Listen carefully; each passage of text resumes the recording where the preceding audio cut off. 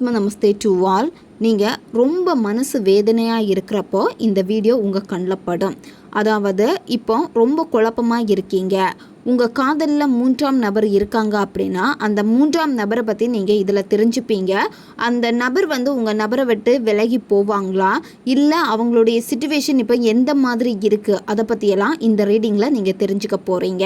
இந்த card energy கூட connect ஆகுறதுக்காக உங்கள் பர்சனை மனசில் நினச்சிட்டு கமெண்டில் 888 இந்த நம்பரை டைப் பண்ணுங்கள். இந்த கார்டு எனர்ஜி கூட கனெக்ட் ஆகிருவீங்க.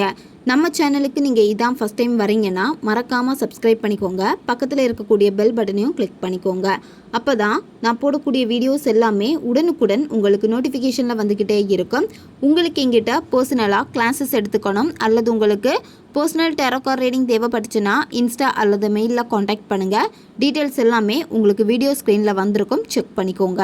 இப்போது இந்த ரீடிங்கில் நம்ம போகலாம். உங்கள் நபருக்கும் மூன்றாம் நபருக்கும் இடையேயான இந்த ரிலேஷன்ஷிப் இப்போ எப்படி போயிட்டுருக்கு, இந்த மூன்றாம் நபர் உங்கள் நபரை விட்டு எப்போ தான் விலகி போவாங்க, அதை பற்றியெல்லாம் பார்க்க போகிறோம்.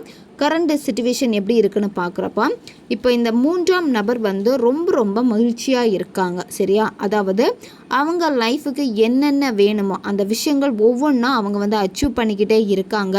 இதில் உங்கள் நபருடைய சப்போர்ட்டும் அந்த மூன்றாம் நபருக்கு அதிகமாக கிடைச்சிக்கிட்டே இருக்குது. அதனால தான் பார்த்தீங்கன்னா இப்போ அவங்க ஏதோ ஒரு விஷயத்த செய்யணும்னு நினச்சி முயற்சி பண்ணி இப்போ உங்கள் நபருடைய சப்போர்ட் கிடைச்சனால அதில் அவங்க இப்போ சக்ஸஸ் பண்ணிக்கிட்டே இருக்காங்க. உங்கள் பர்சன் இப்போ அந்த மூன்றாம் நபருடைய பிடியில் தான் இருக்காங்க.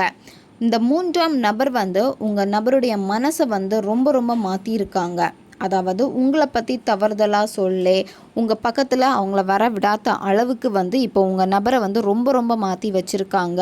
இந்த மூன்றாம் நபருடைய கவனம் எல்லாமே இப்போ எதில் இருக்குன்னு பார்க்குறப்போ உங்கள் நபர் மேலே தான் கவனம் அதிகமாக இருக்குது. இதில் நிறைய பேருக்கு எப்படி காமிக்குதுன்னா உங்கள் பர்சன் பிளாக் மேஜிக்னால அஃபெக்ட் ஆகிருக்காங்க, சரியா? இந்த தேர்ட் பர்சன் என்ன பண்ணிட்டு இருக்காங்க அப்படின்னா ஃபுல் மூன் டே, அமாவாசை இந்த மாதிரியான நாட்களில் எல்லாமே அவங்க வசியம் சார்ந்த விஷயங்கள் பண்ணிட்டு இருக்காங்க, சரியா? அதாவது பிளாக் மேஜிக் பண்ணிட்டு இருக்காங்க. இந்த நபரை அவங்க கூட தக்க வச்சுக்கணும். அதுக்காக பார்த்திங்கன்னா அவங்க ரொம்பவே இந்த பிளாக் மேஜிக்கில் ஒர்க் பண்ணிட்டு இருக்காங்க.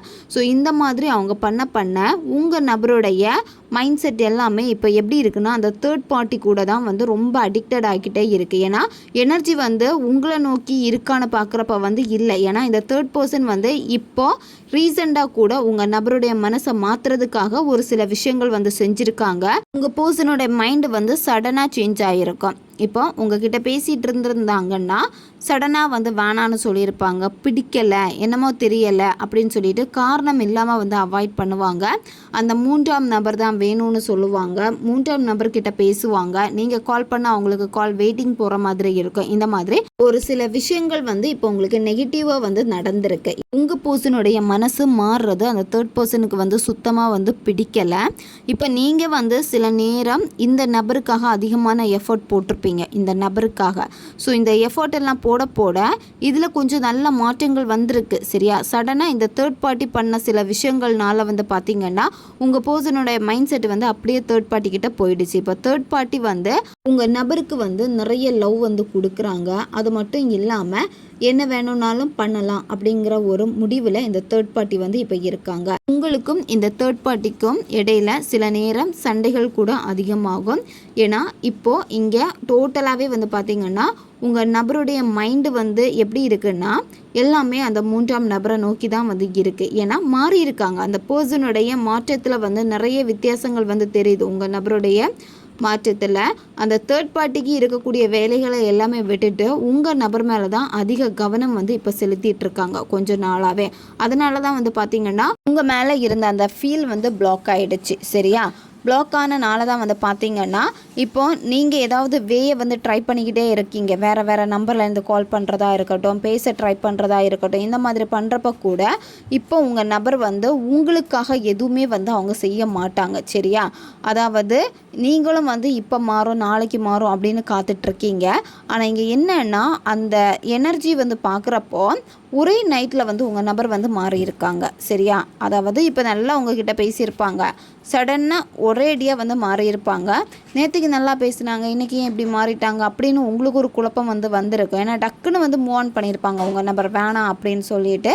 ஏன்னா இப்போ வந்து அவங்க வந்து அந்த தேர்ட் பார்ட்டி கிட்ட தான் பேசிகிட்டு இருக்காங்க. இப்போ இதனாலே நீங்கள் வந்து ரொம்ப ரொம்ப டிஸ்டர்ப் ஆகிட்டீங்க. தேவையில்லாத இல்யூஷன் எல்லாமே உங்களுக்கு வந்துக்கிட்டே இருக்குது. அதாவது எல்லாமே வந்து உங்களுக்கு ஃபேவராக மாறிக்கிட்டு வரக்கூடிய நேரத்தில் வந்து சடனாக மாறி இருக்கே அப்படின்னு சொல்லிட்டு இப்போ நீங்கள் ஃபீல் பண்ணிக்கிட்டே இருக்கீங்க. அதனால் இருந்த நம்பிக்கையும் இப்போ உங்களுக்கு விட்டு போன மாதிரியான ஒரு எனர்ஜி வந்து இங்கே காட்டுது. நீங்கள் இதை நினச்சி கவலைப்படவே வேண்டாம். சரியா? ஏன்னா அங்கே வந்து ஒரு சில மாற்றங்கள் அந்த 3ஆம் நபர் வந்து செஞ்சுருக்காங்க. செஞ்சனால தான் வந்து பார்த்திங்கன்னா சடன் சேஞ்ச் வந்து ஆயிருக்காங்க உங்கள் நபர். இப்போ ஒரு பிளாக்கேஜஸ் இங்கே தெளிவாக வந்து காட்டுது. சரியா? உங்களுக்கும் உங்கள் நபருக்கு இடையில் பிளாக்கேஜஸ் வந்து இருக்குது. இப்போ உங்களுடைய எனர்ஜி என்னன்னு பார்க்குறப்ப வந்து செல்ஃப் இம்ப்ரூவ்மெண்ட்டு தான். சரியா? அதனால் உங்களுடைய செல்ஃப் லவ்வை வந்து விட்டுறாதீங்க. இந்த மாதிரி ஒரு சிச்சுவேஷன் நடந்துடுச்சு அப்படின்னு சொல்லிட்டு கவலைப்படாதீங்க. கவலைப்பட்டீங்க அப்படின்னா இருந்த அந்த நெகட்டிவ் எனர்ஜி எல்லாமே வந்து தேவையில்லாமல் இன்னும் உங்களை இல்யூஷனில் வந்து மாற்றிடும். அதனால் எப்போவுமே வந்து கொஞ்சம் உங்கள் எனர்ஜியை வந்து பேலன்ஸாக வச்சுக்கோங்க. உங்களுடைய எண்ணங்களை வந்து கொஞ்சம் பேலன்ஸாக நீங்கள் வச்சுக்கோங்க. இப்போ இதனாலே கொஞ்சம் முடங்கி போகிற மாதிரி எல்லாமே இருக்குது. அதாவது நிறைய பிளான் வச்சுருப்பீங்க. அதாவது உங்கள் வாழ்க்கைன்னு சொல்லிட்டு உங்கள் கரியரில் வந்து நிறைய பிளானிங் எல்லாம் இப்போ தான் கொஞ்சம் கொஞ்சமாக போகிற மாதிரி எல்லாமே இருந்திருக்கும். அது எல்லாத்தையும் ஸ்டாப் பண்ணிவிட்டு உட்கார்ந்த மாதிரி இப்போ வந்து இருக்கீங்க சில நேரம். நெக்ஸ்ட்டு என்ன பண்ணுறதுன்னு தெரியாமல் கூட வந்து தவிச்சுக்கிட்டே இருக்கீங்க. ஒரு பயம் வந்து இப்போ உங்களுக்கு உள்ளாடி தெரியுது. உங்களுடைய ஃபீலிங்ஸ் எல்லாமே வந்து பார்த்திங்கன்னா இப்போ நடந்த அந்த பாஸ்ட்டையே நினச்சி வந்து ரொம்ப ஸ்டக்காகி வந்து நிற்குது. சரியா? நீங்கள் தான் ரொம்ப கவலைப்பட்டுக்கிட்டே நீங்கள் இருக்கீங்க. இந்த மாதிரி நீங்கள் இருக்கவே கூடாது. சரியா?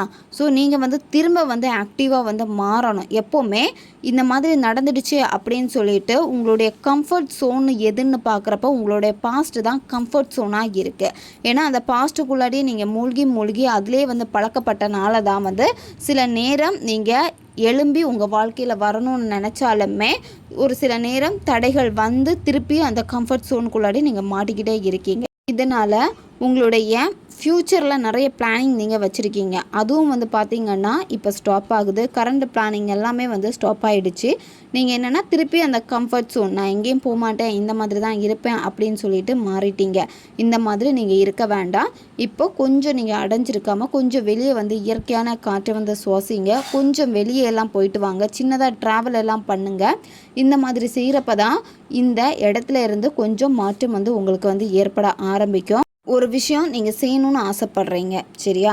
அதாவது இந்த ரிலேஷன்ஷிப்பில் வந்து கிடையாது, உங்களுடைய வாழ்க்கையில் ஒரு விஷயம் செய்தே ஆகணும் அப்படின்னு நினச்சிருக்கீங்க. இப்போ ஹோல்டு பண்ணி வச்சுருக்கீங்க. முதல்ல அந்த விஷயங்களை வந்து நீங்கள் செய்யுங்க. சரியா? அதை நீங்கள் செய்கிறப்ப தான் வந்து பார்த்திங்கன்னா கம்ஃபர்ட் ஜோனில் இருந்து நீங்கள் வெளியே வருவீங்க.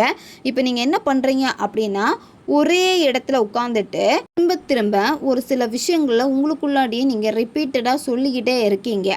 ஸோ அந்த மாதிரி இருக்க நீங்கள் வந்து எப்படி இருக்கீங்கன்னா, சரி நம்ம இப்படியே இருந்துருவோம், இதையே நினச்சிருவோம் அப்படின்னு தான் இருக்கீங்க. இந்த மாதிரி நீங்கள் இருக்காதீங்க. ஏன்னா சிந்தனைகள் எல்லாமே வந்து உங்களுக்கு எதையோ தேடி அதை நோக்கி போக முடியாமல் நீங்கள் இன்னும் அந்த கம்ஃபர்ட் ஜோனுக்குள்ளாடி மாட்டிக்கிட்டு இருக்கீங்க. சரியா? முதல்ல கம்ஃபர்ட் ஜோனை விட்டு நீங்கள் வெளியே வந்து தான் ஆகணும்.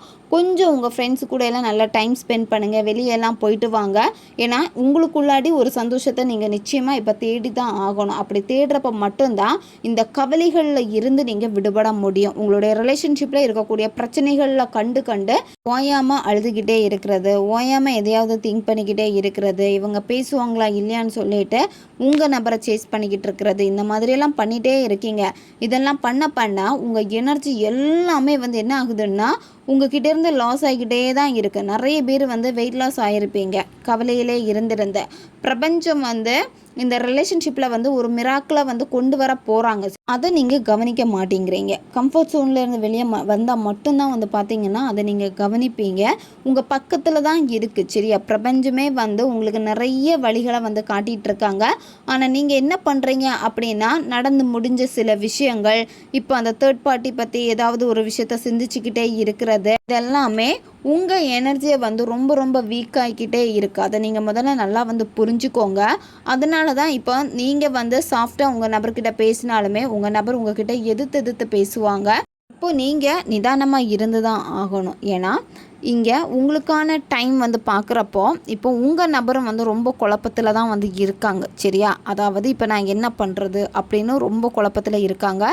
நீங்களும் வந்து பார்த்திங்கன்னா தேவையில்லாமல் யோசித்து உங்கள் எனர்ஜி எல்லாத்தையும் வந்து லாஸ் பண்ணிக்கிட்டே இருக்கீங்க. அதனால் மெடிடேஷன் நீங்கள் அதிகமாக வந்து பண்ணுங்கள். ஒரே இடத்துல அடைஞ்சிருக்காமல் கொஞ்சம் வெளியெல்லாம் போயிட்டு வாங்க, ஒரு சின்ன ட்ராவல் பண்ணுங்கள். அப்படி இருக்கிறப்போ ஸ்பீடாக உங்களுடைய ஆக்ஷன் எல்லாமே வந்து இருக்க ஆரம்பிக்கும் சரியா. இப்போ நீங்களும் ஒரு குழப்பமான சூழ்நிலையில் தான் வந்து இருக்கீங்க. இப்போ நீங்கள் ஃபோக்கஸ் பண்ண வேண்டியது எல்லாமே உங்களுடைய எனர்ஜியை வந்து நீங்கள் பேலன்ஸ் பண்ணணும் சரியா. உங்களுக்கே அதிகமான செல்ஃப் டவுட் எல்லாமே இருக்குது. உங்களுடைய எனர்ஜியில் வந்து ஃபோக்கஸ் பண்ணுங்கள். சரியாக இருக்கா இல்லை தப்பாக இருக்கா, அதாவது பாசிட்டிவாக இருக்கனா நான் இல்லை நெகட்டிவாக இருக்கனா, எந்த மாதிரியான மைண்ட் செட்டில் நான் இப்போ இருக்கேன் அப்படிங்கிறத வந்து நீங்கள் யோசிச்சுக்கோங்க. செல்ஃப் டிசிப்ளின் வந்து ரொம்ப ரொம்ப இப்போ வந்து முக்கியம் சரியா. அதனால் இப்போ உங்கள் செல்ஃப் கேரில் வந்து இம்பார்ட்டன்ட் கொடுக்க வேண்டிய நேரம் இது. அடுத்த ஸ்டெப் நீங்கள் எடுத்து வச்சு தான் ஆகணும் சரியா. இப்போ ஏன்னா உங்ககிட்டே வந்து டார்க் எனர்ஜியும் இருக்குது, நல்ல லைட் எனர்ஜியும் இருக்குது. அதாவது பாசிட்டிவாகவும் சில நேரம் இருக்கீங்க, சில நேரம் வந்து நெகட்டிவாகவும் இருக்கீங்க.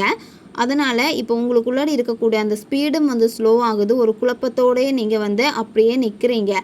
இந்த மாதிரி இருக்காமல் நீங்கள் என்ன செய்யணும் அப்படின்னா, முதல்ல அடுத்த ஸ்டெப் மூவ் பண்ணுங்கள். உங்களுக்கு இன்னும் ஒரு ஆசை வச்சுருந்தீங்கல்ல, இந்த விஷயங்கள்னால தேர்ட் பார்ட்டினால உங்கள் நபர்னால இப்போ ஹோல்டு பண்ணி வச்சுருக்கீங்கல்ல, விட்ட விஷயங்களை திரும்ப நீங்கள் ஸ்டார்ட் பண்ணுங்கள் சரியா. செல்ஃப் டிசிப்ளின் ரொம்ப ரொம்ப முக்கியம். அதனால் ஃபுல் ஃபோக்கஸ் வந்து இப்போ நீங்கள் உங்கள் மேலே தான் வச்சு ஆகணும். ஏன்னா உங்கள் எனர்ஜி வந்து ரொம்ப லாஸ் ஆகிடுச்சு, நீங்கள் ரொம்ப வீக்காக இருக்கீங்க. செல்ஃப் லவ்வில் வந்து முதல்ல கான்சன்ட்ரேஷன் நீங்கள் பண்ணுங்கள். இந்த மாதிரி பண்ணி அடுத்த ஸ்டெப் எடுத்து வைக்கிறப்ப தான் உங்களுக்கான ஒரு வேயை வந்து நீங்களே கண்டுபிடிச்சிருவீங்க. ஓகே காய்ஸ், இதுதான் இந்த ரீடிங். இது வந்து ஜென்ரல் ரீடிங் தான். பொருந்தக்கூடிய விஷயங்களை மட்டும் எடுத்துக்கோங்க, மற்றதை விட்டுருங்க.